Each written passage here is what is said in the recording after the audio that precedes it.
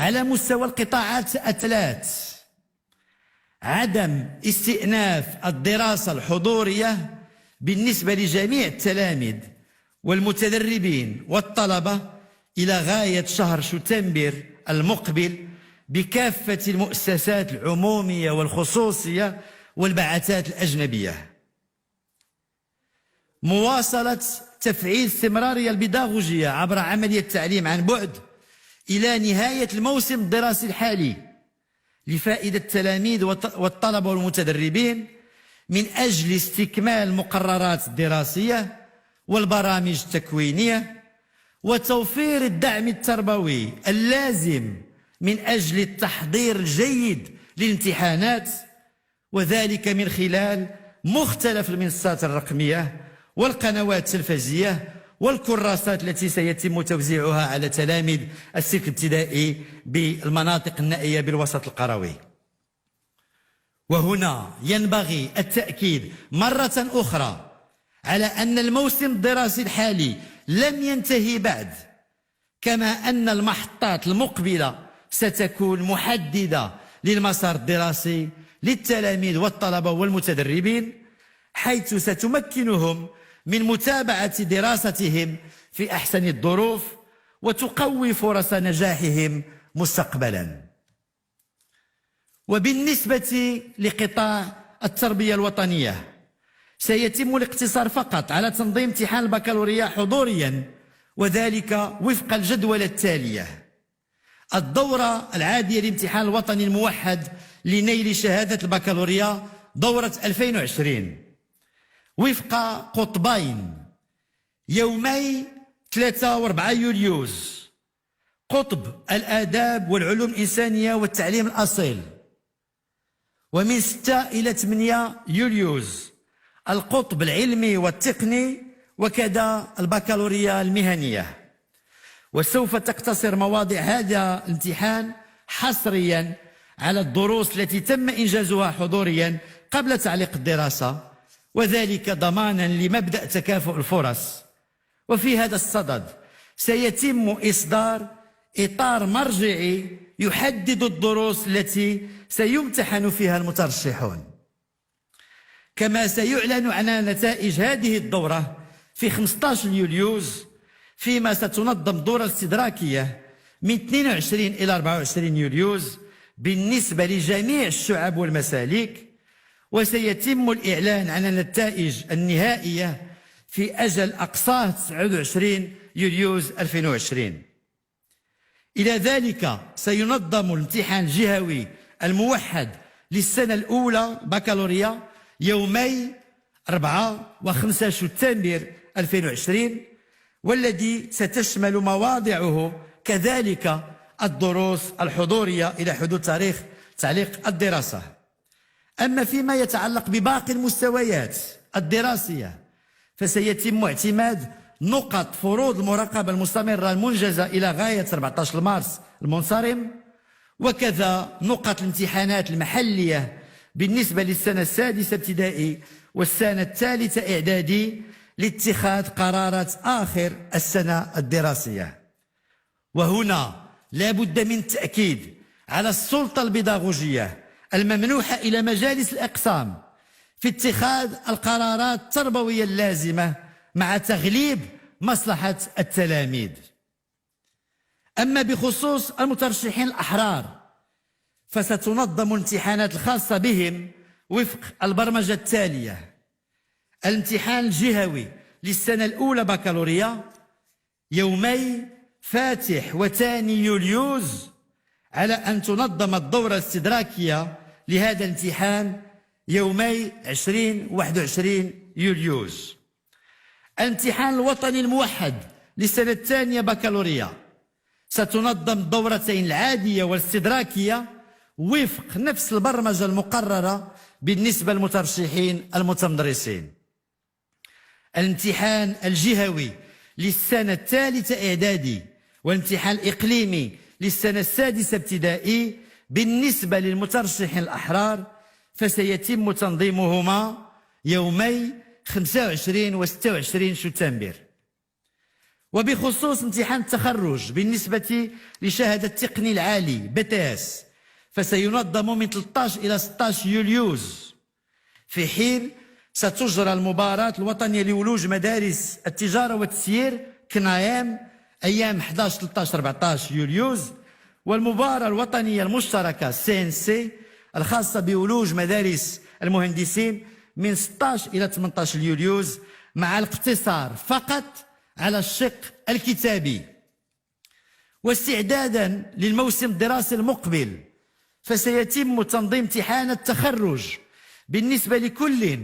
من مركز التكوين مفتشي التعليم ومركز التوجيه والتخطيط التربوي بالنسبة للموجهين وأطر التخطيط، والمراكز الجهوية لأساتذة الأطر الأكاديميات وأطر الإدارة التربوية والأساتذة المبرزون، ابتداء من 20 يوليوز، على أن تتم عملية التعيينات خلال شهر غشت 2020. إلى ذلك ستعرف عملية التوجيه المدرسي والمهني والجامعي ابتداء من اليوم إطلاق منصة خاصة تمكن من تدبير جميع مراحل هذه العملية عن بعد، انطلاقا من التعبير عن الرغبة. أما بالنسبة لقطاع التعليم العالي والبحث العلمي، ففي إطار استقلالية البيداغوجية للجامعات، قررت الوزارة باقتراح من ندوة رؤساء الجامعات وبتشاور مع النقابات القطاعية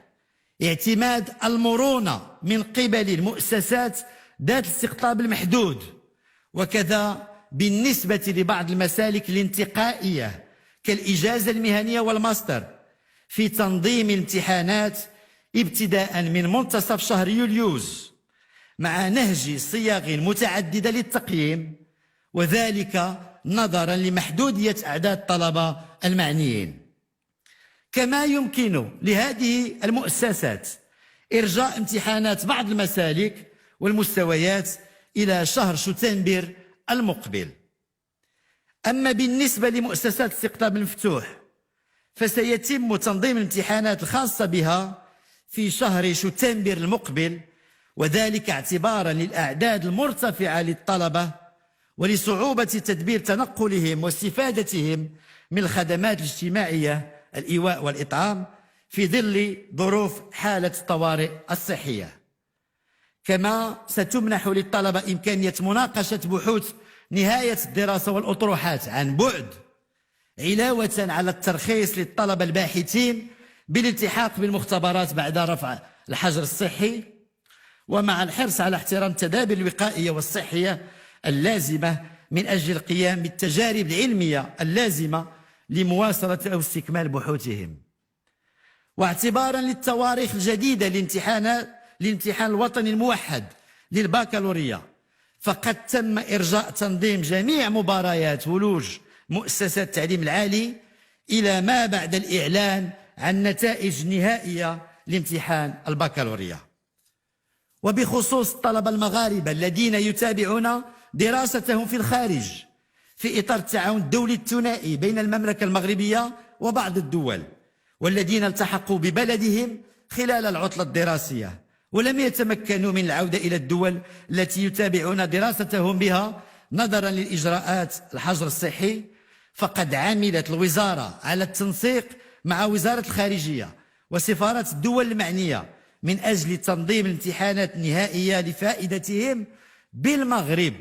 مع اعتماد المماثلة بالنسبة للطلبة الأجانب الذين يتابعون دراستهم بالمغرب. أما بخصوص قطاع التكوين المهني، فسيتم تنزيل الإجراءات التالية: إجراء امتحانات تخرج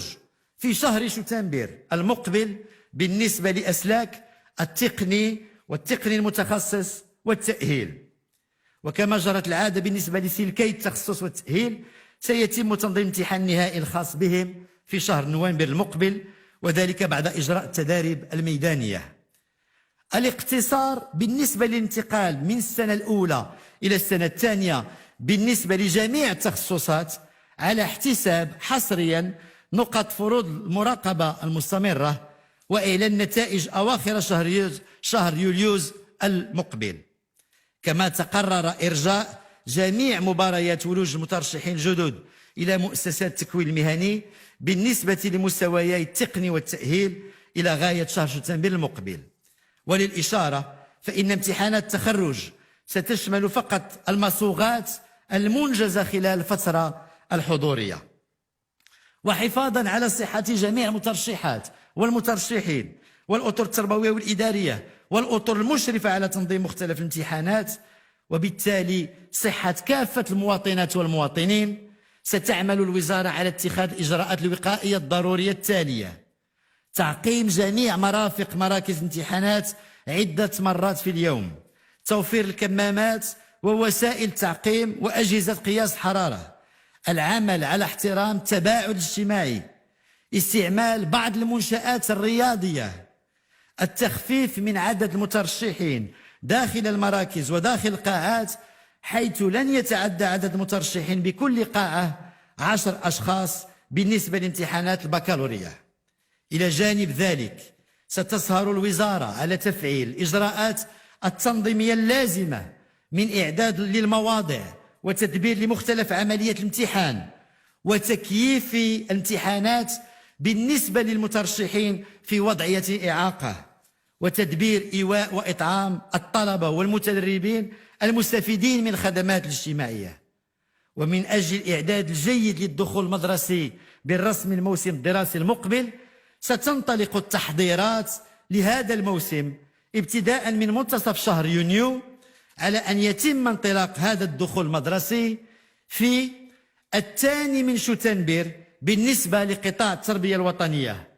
مع تخصيص شهر شتنبر المقبل للاستدراك والدعم التربوي، وذلك من أجل تقوية مكتسبات المتعلمات والمتعلمين وتمكينهم من مواصلة دراستهم في الموسم المقبل في أحسن الظروف. بالنسبة لقطاع التكوين المهني والتعليم العالي والبحث العلمي، سيتم الدخول الدراسي خلال شهر أكتوبر المقبل، علما أن الامتحانات ستنظم خلال شهر شتنبر المقبل. وختاما أجدد التأكيد على أن الموسم الدراسي الحالي لا زال ساري المفعول، حيث أن عملية التعليم عن بعد لا زالت مستمرة، وذلك لتمكين التلاميذ والطلبة والمتدربين من اكتساب المعارف والكفايات التي ستمكنهم من متابعة دراستهم في السنة المقبلة بشكل عادي ووفق التدرج البيداغوجي اللازم، وكذا لتجنيب